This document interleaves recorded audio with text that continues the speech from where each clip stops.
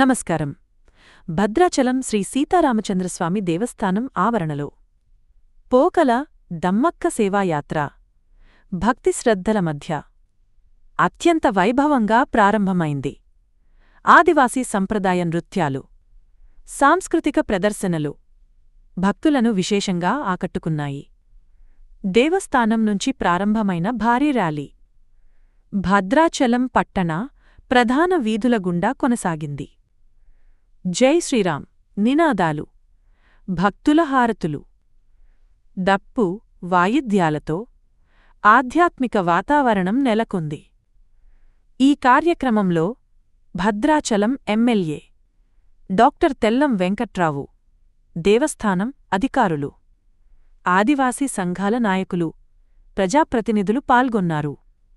Rally అనంతరం పోకల దమ్మక్క విగ్రహానికి పూలమాల వేసి నివాళులర్పించారు.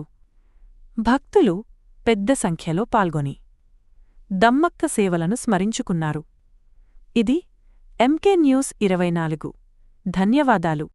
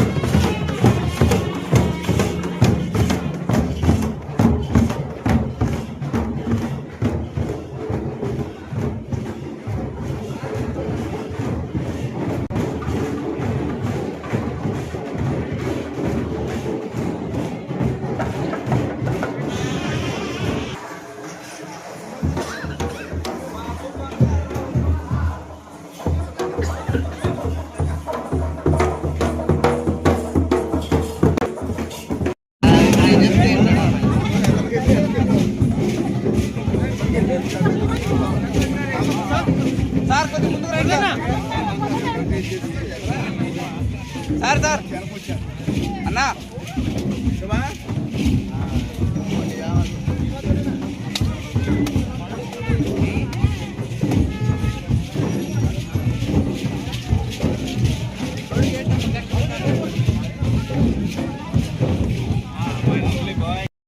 రోడ్డు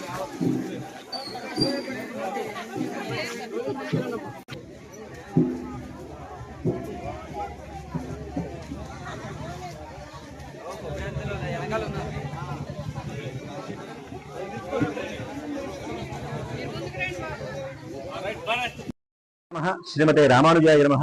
శ్రీ సీతారామచంద్ర స్వామి వారి దేవస్థానం భద్రాచల క్షేత్రంలో ఆషాఢ శుద్ధ పూర్ణిమను పురస్కరించుకొని ప్రతి ఏటా కూడా దమ్మక్క సేవాయాత్రను దేవస్థానం వారు నిర్వహిస్తున్నారు. అదేవిధంగా ఈ సంవత్సరం కూడా ఎంతో ఘనంగా దానికి కావలసినటువంటి ఏర్పాట్లను చేయడం జరిగింది. మారుమూల ప్రాంతాలకు కూడా వెళ్లి అక్కడ ఉన్నటువంటి గిరిజనులందరినీ కూడా భద్రాచల క్షేత్రానికి తీసుకురావడం జరిగింది.